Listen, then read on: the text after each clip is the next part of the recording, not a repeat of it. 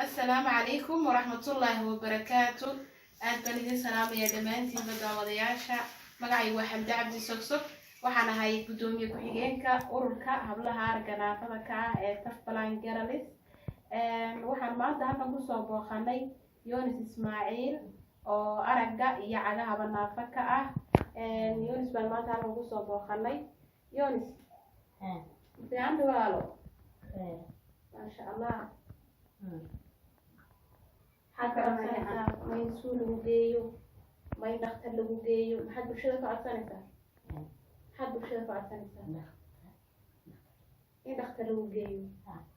وما كادين عارف كذا إن عنا برهلا ما فضل عجها يندها مويان وحقول رسمها أنا برا كلو شركة كاسوبها كون ما كان يدخل له جيو فعسانسة maxaad jeclaan lahayd mustaqbalka inaad gaadho heer intee leeg ma inaad waxbarasho gashaa doonaysaa maxaad doonaysaa waxbarasho inaad gasho iskuul mise madarasad ma iskuul baad doonaysaa mise madarasad codka yoonsoo kor yara qaad in madarasada gasho oo quraanka xifdido quraanka dhigato ma sha Allah quraanka marka hore ilaa inta wada gaadhay lixtis maxaa marka ka reebay madarasada hore ugu sii wadan weyday madarasadaadii maxaa uga baxday kitaab maalkiisa laakiin dad aan waxba arkin quraanka way dhigtaan soo moogin ya diyaar ma u tahay madrasadaada ku noqoto oo quraanka ay ka sii wadato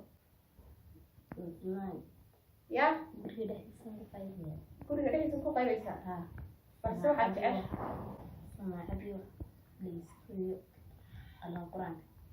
quraanka waayo maanta waxaan halkan kugu sidnaa oo ku siin doonaa sameecadaasna waxaad ku dhageysan doontaa quraanka waxaad sii wadan doontaa waxbarashadaada insha Allah diyaar ma u tahay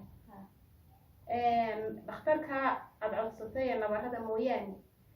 xagga aragtida ma u baahan tahay in dhakhtar lagu geeyo oo ma ku codsan lahayd bulshada islaamka iyo Soomaalida gaar ahaan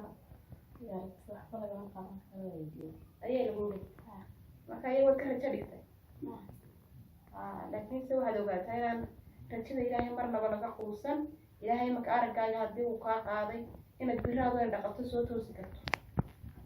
insha Allah.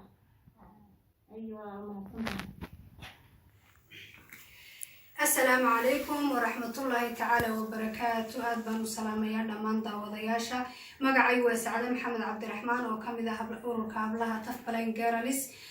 جارهان قسنتشي أورك أيانا هاي ما أنت هالكم وحنا قصة بخلي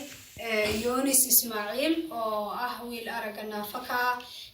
إسلام مركزنا يودر تاين وعجها نافكا يهاي marka iska deemarto qofka maartay dhibaatada u dheertay uu yahay runtii waxaanu maartay maanta aan u sidnaa horta markii hore qof indha qabab uu ahaa oo cagaho kaliya naafaka ah oo madrasadaha iska dhigtay intuu gaadho curyaankiisa ka haysto kadib waxa la soo darastay xaaladan indha la'aanta ayaa la soo darastay kadibna markii uu indha beelay Yoonis wuxuu u qaatay in haddii uu indha beelay aanu de kitaabkii waxba ka akhriyi karin oo aanu quraanka xifdiyi karin balse imika wuxuu ogaaday in maaragtay